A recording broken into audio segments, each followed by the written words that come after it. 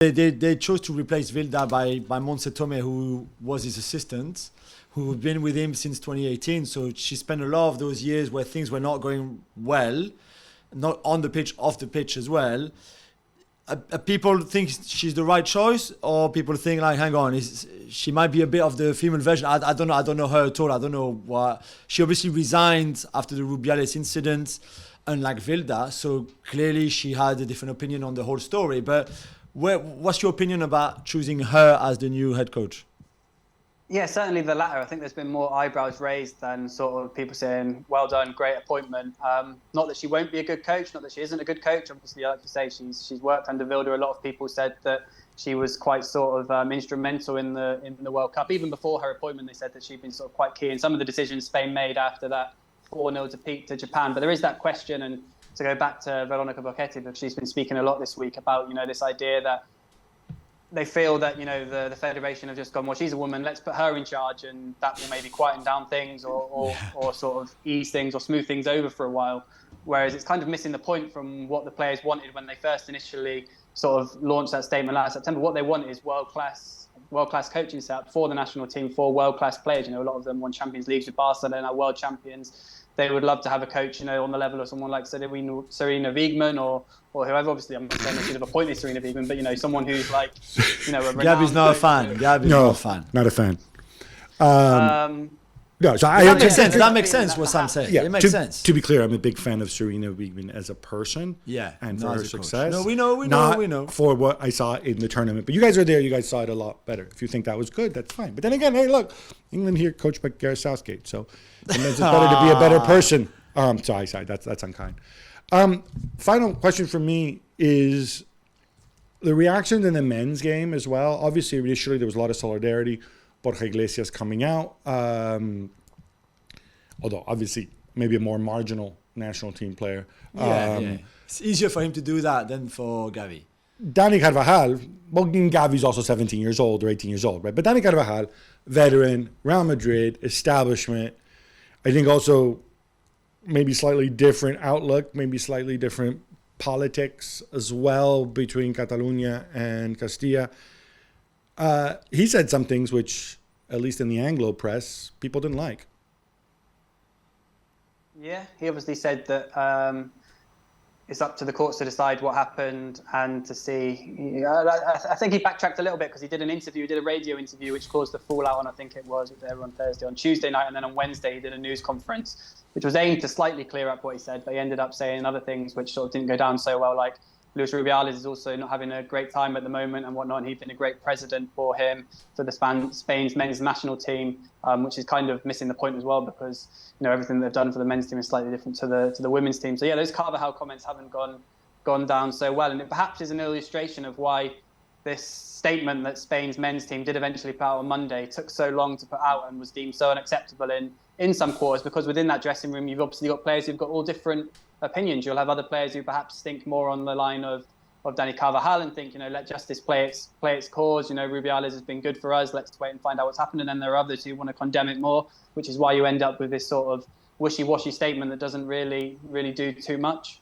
But that's a reflection, Sam, of the country itself, right? It's a very divisive thing. There's a lot of people in Spain who think, well, that was nothing, really. What are we talking about here? Others who are very offended. I mean, Woody Allen. I saw Woody Allen yesterday saying that. I don't know why he was asked about Rubiales, saying nobody should lose their job for a forced kiss. I mean, come on, this is so. But that's just to go back to Spain.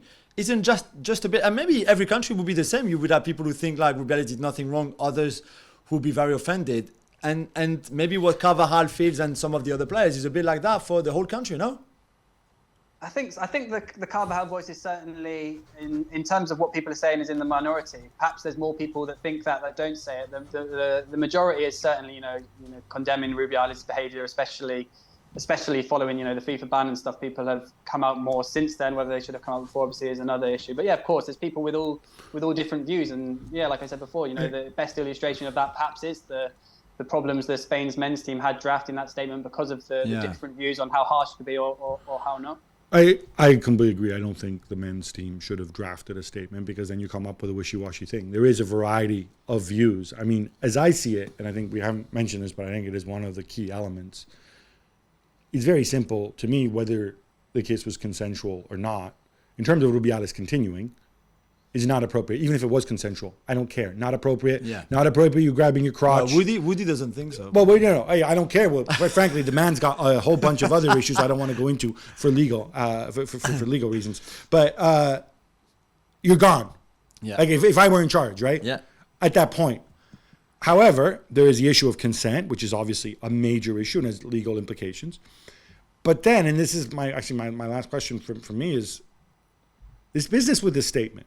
Because Carvajal's defense has always been, it was consensual. You spoke to her on the bus. Rubiales, sorry. I spoke to her on the bus. We agreed it was consensual. And so they put out this, the Spanish FA put out the statement saying it was consensual. Now, obviously, I want to make 2 points of this. First of all, there's the issue of whether they put words in her mouth, so to speak, right? And whether they changed her view of it, unbeknownst to her. And that is a very, very serious accusation against the Spanish FA and ultimately Rubiales, because he's responsible for what the Spanish press office does. Yeah. And then there's, to me that's the main issue. But then the other issue in this is she has a right to change her mind afterwards. She has a right on the phone, on the bus with her boss to say, yeah, sure, whatever, it's consensual. And then later feel like crap about it and change your mind. She doesn't lose that right to consent and withdrawing consent.